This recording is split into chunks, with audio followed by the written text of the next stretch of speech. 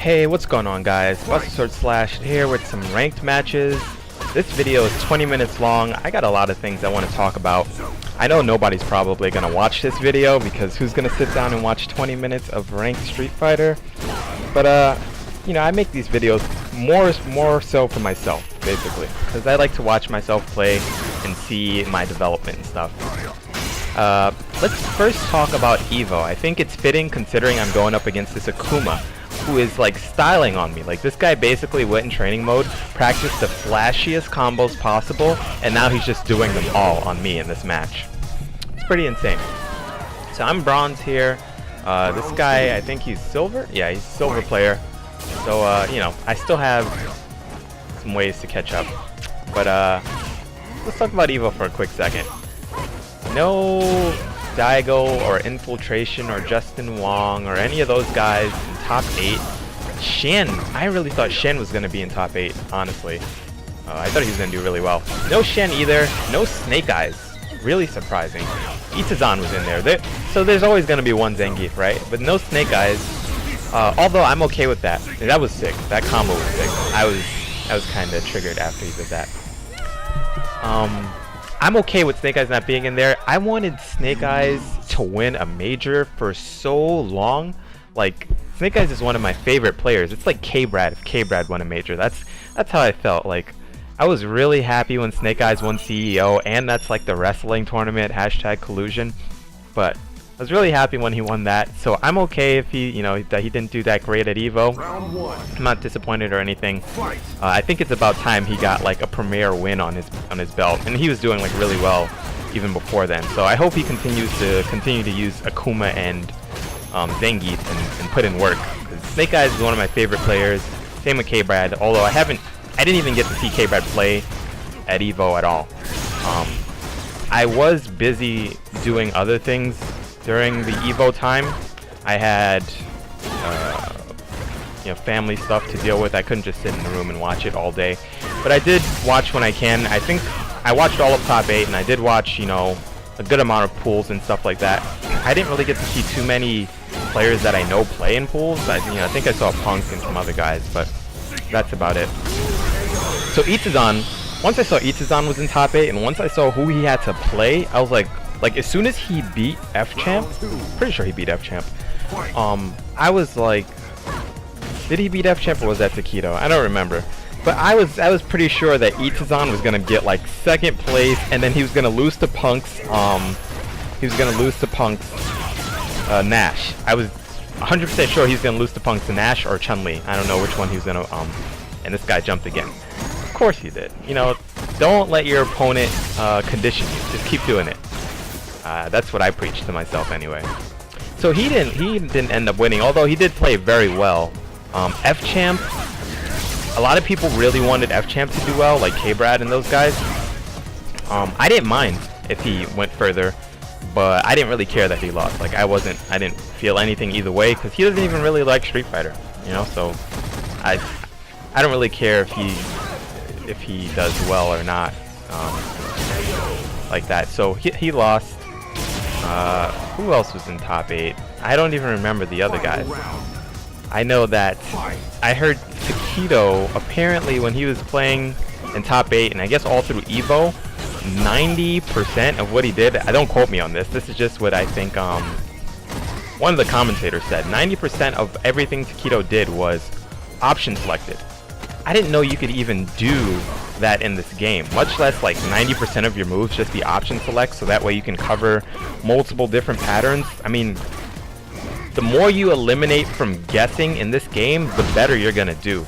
And the fact that he was able to do that, just a lot, it was incredible. A lot of the Americans, I think, would agree with me that if any Japanese player was gonna win that made it to top 8, we would be okay with Takedo winning. This guy has been amazing for years. What, 15 years he's been going to Evo? Amazing. And he's never won an Evo. And he plays so hard too. He like practices, trains, he meditates, he goes to the gym. His full-time job is Street Fighter. So I really did want Punk to win. Like, I just wanted him to assert that dominance. But if he was going to lose to anybody, I'm okay with him losing to Takedo. And honestly, all of Taquito's matches, like, you know, when Street Fighter V first came out, so I ended up beating this guy. Challenges to a rematch. When Street Fighter V first came out, I was really excited to watch the game. As time went on, I did, what the hell is that? Random. I did get a little bored watching the game. Honestly, I didn't really, like, most of the time I didn't really care to watch stuff. This is recently. This is like maybe the last 5 months or so. I didn't really care to watch stuff because it was like all the same basically. Like in Street Fighter 4, things were different. Like I feel like there were so many different characters and different variations on how you can play a character. No two people played the same played the character the same. Is what I'm trying to say. But in this game, it's like, dude, there's like one optimal combo that you should do.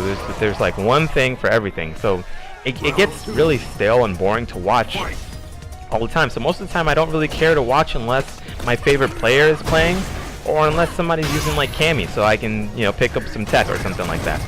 Most of the time I don't care to watch it, and that changed for Evo Top 8. Watching Taquito play Akuma really just, it shined a light in my eye, basically.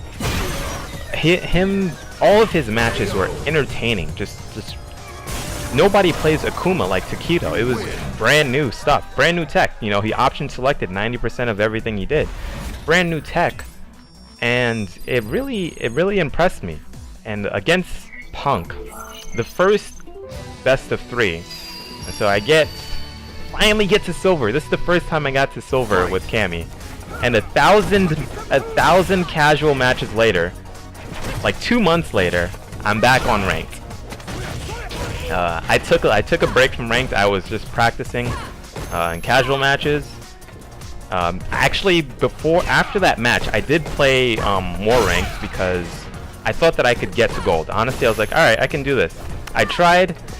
I got up to like 2,300 points, and then I lost 3 times in a row to a Balrog, to a Zangief, and to a Nash player who won and then quit on me. So I was triggered. Definitely took a break after that. Didn't even play the game. I started playing Marvel. Like, I had to reevaluate my entire life. Started playing Marvel for like 3 weeks, and the Ken special right there. And you know, I came back to Street Fighter, started playing casual matches. Just every day, I tried to be consistent. That's like one thing with me, is like, if I can be consistent playing the game, then I'm satisfied with that. I don't, you know, have to win or anything like that. Well, let me get back to this Evo thing before I completely forget about it. Top 3, the first top 3 set of 3 matches that Taquito and Punk played were good. Taquito finished it with the taunt combo. I think if you've watched the match, we'll all agree that Punk probably should have, you know, it's not gonna work again, dude. He probably should have taken a break. The American reset right there. Should have taken a break after he lost the first set. And I can't think, I don't understand, like, he should know better, right? Like, he was obviously, he lost, like, really, you know, pretty convincingly. I don't understand why he would jump back into it. Yeah, it wouldn't make any sense, because, like, even if you think to yourself, you know, yeah, that's not the best you can play, you know, you still take a second. Everybody does it, and nobody would have, you know, blamed you for doing it at that point in time. So I will admit, I just did that. I wasn't looking out for anything. I was just like, I'm gonna do it and see if it works, and it worked. And that probably, like, you know, triggered this guy. And so yeah, he just rushed right into it. And then that last set of 3, dude, that was hard to watch. I'm not gonna lie. I didn't want to see. Like, I was kind of starting to root for Taquito a little bit at the end there, because I was like, man, Taquito's never won an Evo. This guy, he might be able to do it this time. So I was starting to root for Taquito, but I still wanted Punk to make it competitive. I wanted to see Punk play, you know? Like, I wanted to see Taquito win, but Punk play. And that was nowhere near as good as he could play. So, and then after that, before that, he got second place at CEO, then he got second place at Evo, and then he got second place at Defend the North just a few days ago. So, you know, people are saying, you know, second place curse. I think he'll get over it. It's a rough patch right now, but I think he will move on. And the way he lost to Item at Defend the North, he got bodied free. Like, it was disgusting. I think Item got a few perfects on him. And Punk knows the matchup. He's destroyed Item at NLBC plenty of times. So for Punk to lose like that, it honestly makes me scratch my head and just wonder, like, is this game, like, just how random is this game? Like, you can't be consistent. Like, obviously Item, you know, was preparing for Punk. He assumed that Punk was going to get there, and he prepared for him. Of course, you know, that has to be taken into consideration.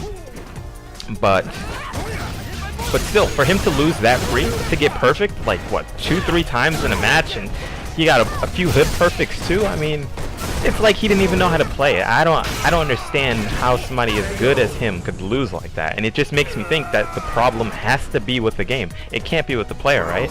There has to be something with the game where it's too random, not enough good defensive options. Something needs to be done so that way there's some consistency.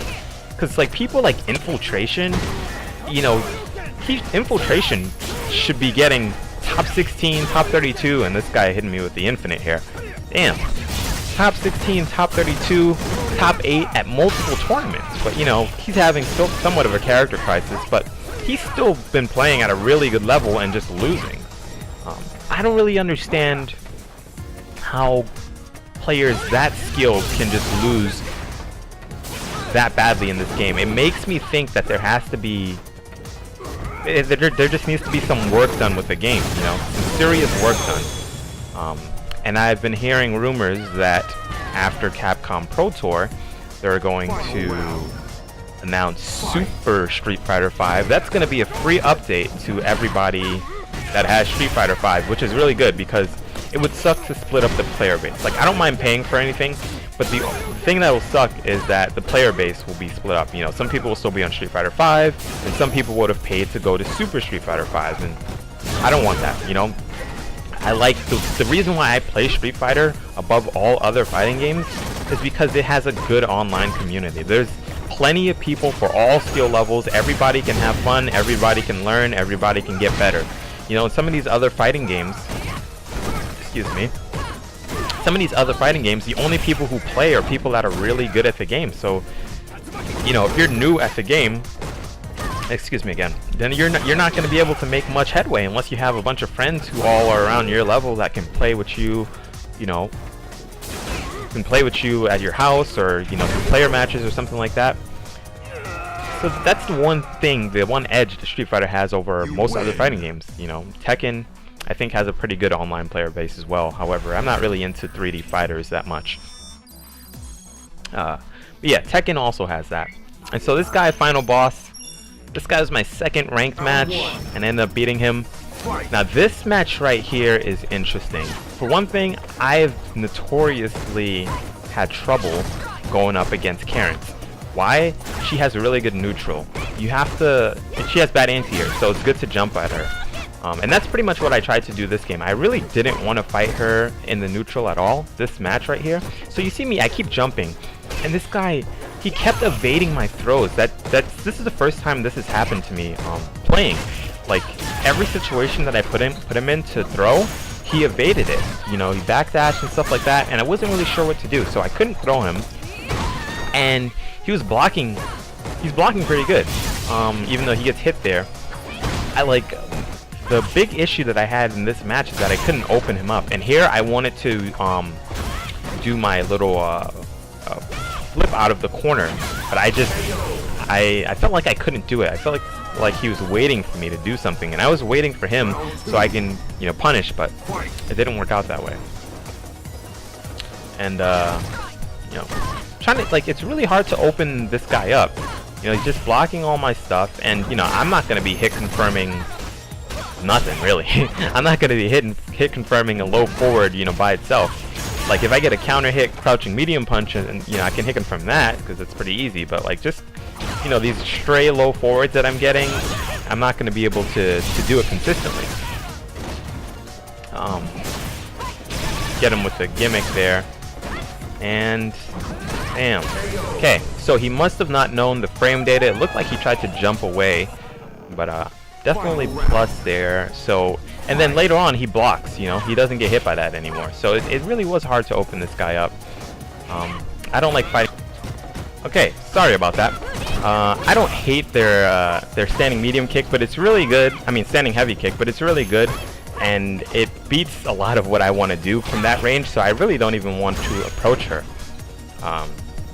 But I realize that I can't keep jumping because it's not really working. So yeah, I am trying to.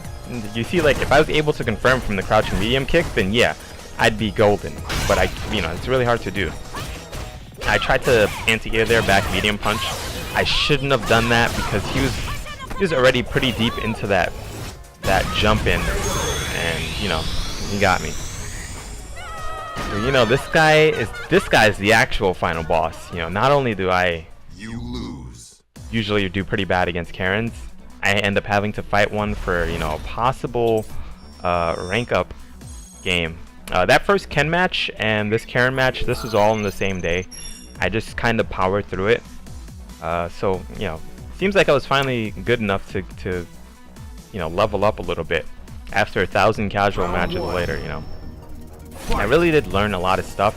I got more comfortable with movement and spacing. I started to do more optimal combos, like I told you guys in the last casual match video that I did. I've been practicing just doing the optimal combos even if I drop them, and over time I begin to drop them less, and it worked out in my favor. On this run that I had for rank match, this guy got rid of my win streak. I was dropping my super combos a lot, which was but even with the me dropping that, I still managed to win. My whole thing with when I was playing casual matches, and got saved there. My whole thing when I was playing casual matches is that certain combos I never want to drop. Like I never want to drop my basic dizzy combo when I get them dizzy. I don't want to drop that, and I don't want to drop any super combos because it's not even like they're that hard. But sometimes I guess I just get nervous, or I really want to win, so I just start pressing the buttons faster than I'm supposed to, and I drop them. Because I noticed when I was playing like bronze players, and like I wasn't even worried about losing, like I never dropped any of those combos. But when I was playing those super silvers, and I was like, man, this game's close, I could lose this thing. That's when the drop started to happen.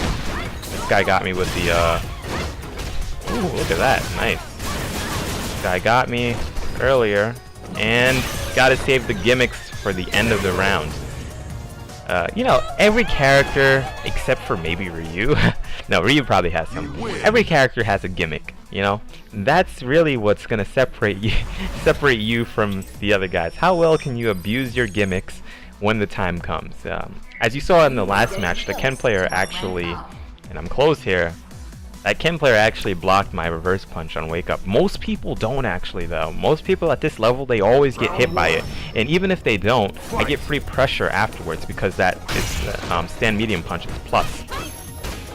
So this guy starts off with a jump in, gets me pretty good here. I try to, and damn, that's negative. I don't know. Yeah, that's definitely negative, so I can't press anything after that. And yeah, like I can't open this guy up because like he was evading all my throws. He's not pressing anything. He's just walking back. He is walking himself into the corner, but and I guess ultimately that's what saved me. And that DP, that was the first time he did it all game. And that's exactly why that throw worked. I was scared of the DP. And I mentioned earlier, you just have to, don't let your opponent condition you. You have to keep doing the gimmick, saved me again. You have to keep doing what your character is meant to do. Pressure. I should have pressured him. I would have gotten the counter hit because he threw. I would have gotten my meaty because he threw, and then, I wouldn't have even been put in that bad situation. So, yeah, he didn't DP all game, and then he did it right here at the last match, final round type of stuff. And I got a little nervous, to be honest. But now if you've noticed, I've been playing footsies with this guy. Like, I realized that jumping isn't working, and he did it again. Dude, I was so nervous when he did that, because he had so much meter. I'm like, damn, if he keeps doing that, I might lose. So I get him with the throw there. Okay, see, I don't press anything. I'm just, don't want to take any risks. And here, I'm like, alright, I'm dead. He's gonna super. But he doesn't super. So I'm like, okay, I still have a chance. But he got me with that. That's his gimmick, at least for me. Like, you see, I tried to jab in between because I know that there is a gap, but I still got hit with the overhead. I gotta see in training mode what I should be doing in that situation. But I always get hit with that overhead. Like I can't. I actually can't really react to it that well. I tried in training mode to do it, but I failed. And we have the same stand medium kick, but for some reason I never wanted to challenge him when he was doing his.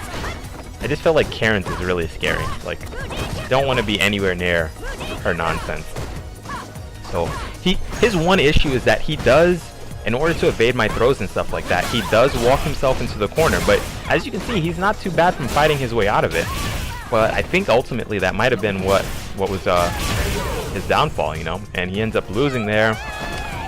Guys, if you made it to this far into the video, please drop a like. I'll be uploading some more stuff.